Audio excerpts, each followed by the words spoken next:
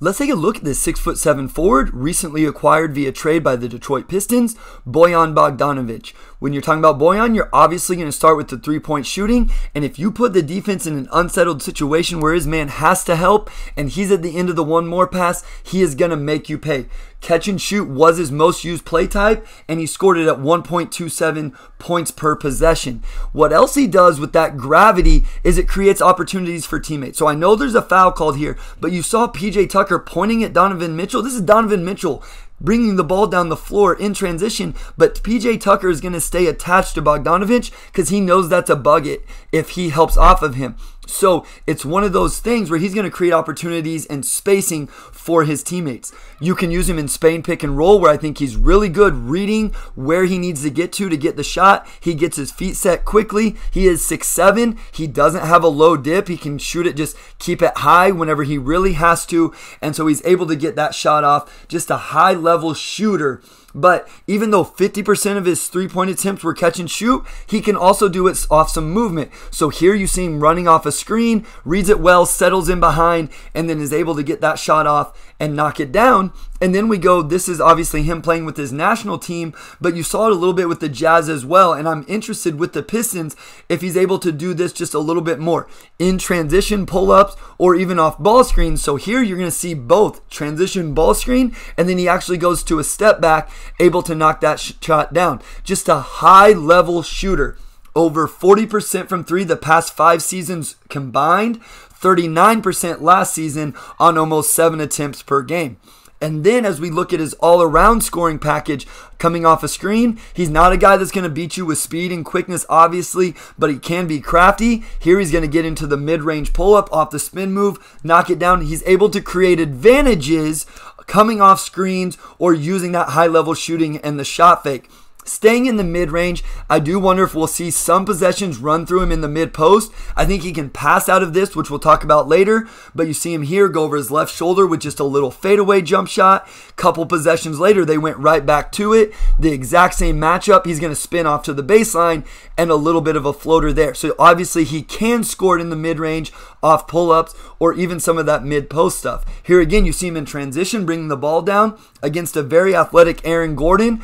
I don't think he's a guy that's getting into the lane a lot. He did finish at 50% around the rim, way better in screen-offs and cuts than in ISOs, pick and rolls, catch and drive, those type of things. But he did seem to have a little bit of a knack to get fouled, like he was able to draw there on Gordon, get himself to the free throw line.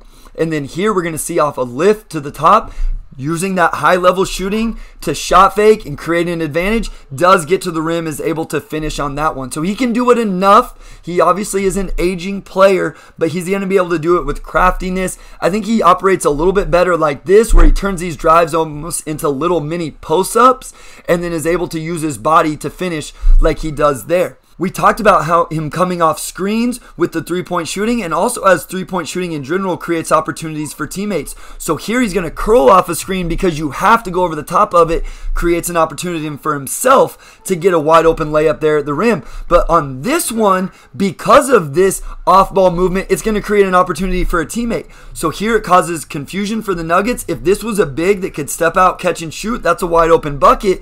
But what it also does, as the handoff comes, now the helping big is way off, and it's going to get Donovan Mitchell a wide open shot. So think about what kind of opportunities that could create for the other Pistons on the roster this upcoming season. Again, here, a catch and drive. Now, I talked about the finishing percentage around the rim. Not a high turnover guy, 1.7, but at times on his drives, he's not able to finish. The ball gets knocked away. There are going to be some possessions that end up looking like that one, where he just simply isn't able to finish, or it ends up in a turnover. And then one final thing right here with the offensive rebounding, less than 1 per game, but I did think he did a good job attacking the offensive boards and at least putting some pressure on the defense that way. As we move to the last part of his offense, it's his passing. So again, because of his shooting, you have to close out hard, so he's able to attack those closeouts, makes a beautiful read there to the weak side, gets a teammate a wide open bucket. So you see a variety of ways. It's not just about his three-point shooting and ability ability to score the basketball, it's about the opportunities he will create for teammates as well. Coming off that staggered screen there, we've seen him knock down shots, we've seen him curl it, catch and score. Here he's going to catch and then attack. There you see getting a little loose with the ball, get it knocked away. That happens a lot with Bojan, but you see the advantage it could have created if he stays a hold of it, the lob to Gobert, or better spacing on the weak side, an open shot for a teammate. So just wanted to continue to highlight what he's able to create. Catch, move the ball, one more pass there. Here he's going to get it back. Again, shot fake, one dribble, one more pass, wide open shot for his teammate. Now as we look at Bojan on the defensive end, the biggest question I have, especially if we're going to see most of his minutes at the 4, is whether they're going to hard hedge or switch with him. Last year with Utah, it seemed like he really wanted a hard hedge like you see here. So he's going to hold off the ball handler in time for his teammate to recover, and then he's going to get back. The thing with that is we know the Pistons were usually switching most of last season. So I'm really interested to see how they use him in that way. In general, Bojan is not going to be a positive. Maybe at best he's a neutral, and a lot of times he is probably going to be a negative defender. The Nuggets in this game, I thought this was a really good example, went at him on back-to-back-to-back possessions. Here, pass to Jokic, he goes under, which is probably fine with Aaron Gordon, even though I think he could have went over the top, but he does that in general. He defaults to going under, and then he doesn't really have the recovery ability to get back. As you see, Gordon gets a wide open catch and shoot shot on that one. And then I don't know on these next two whether it's 100% his fault, if it's 100% Donovan Mitchell, or a combination of both. But it just seems like he gets hung up on screens in general. So there it looked like Mitchell thought they were going to switch. Bojan didn't. Again, ends up a bucket. I tried to watch the coaches on the sideline to see if I could figure out who was at fault. And then again, the third time, they're going to go the same thing and step the other direction with a handoff.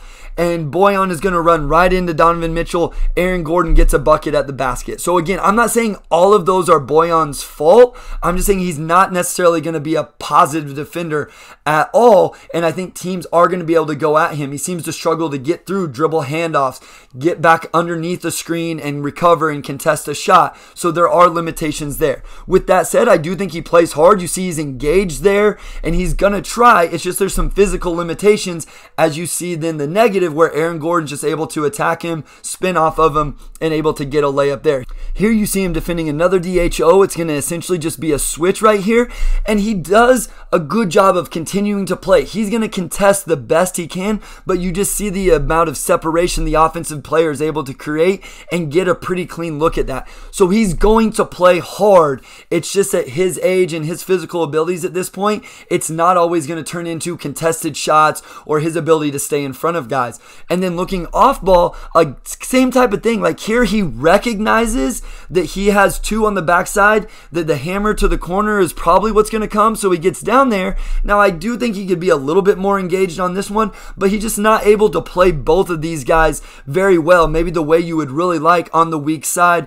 Again, ends up a three-pointer. I'm not saying, again, that all of these are his fault. I'm just saying if you're expecting him to come in and be a positive, he's definitely not. At the very most, maybe a change of environment with the Pistons and what they'll employ defensively, maybe he can get to a neutral, but there's a chance he's a negative. Guys, he had one block shot all of last season, so at the 4 position, I do think that that's something worth noting. We've seen the former Piston Jeremy Grant come over and be a weak side rim protector. That's something Bojan is absolutely not going to be able to do. He doesn't create turnovers, only half a steal a game. Now, I will say, you see here, we talk about switching, recognizes this, shows good awareness with the scram switch. We've talked about this if you've seen previous clips. Ball screen switch, you want to get Conley on a smaller player, a bigger player on the roll man, so he scram switches that, gets in, and is able to recognize that early and keep a good matchup. Here they're going to double team Jokic in the post. He sees that Donovan Mitchell's going, so he comes over and rotates, and then even stays engaged on this one, goes in, gets a defensive rebound. He averaged 3.5 defensive rebounds per game last season. I do think that's a little bit of an issue though, playing as the 4. I do wonder about the Pistons on the board. As you see, PJ Tucker is going to anticipate here, just root him out, get an offensive rebound, and able to finish that. So there's obviously some limitations limitations that come with him playing at the 4. The positives are he's an incredible shooter that's going to provide great floor spacing for the offense. I think he's a good passer. He's going to keep the ball moving and can do some stuff just even creating out of ball screens, transition, maybe even in the mid post at times. And for an imperfect roster right now and a developing roster, it's okay that he has some defensive limitations that will be exposed at times.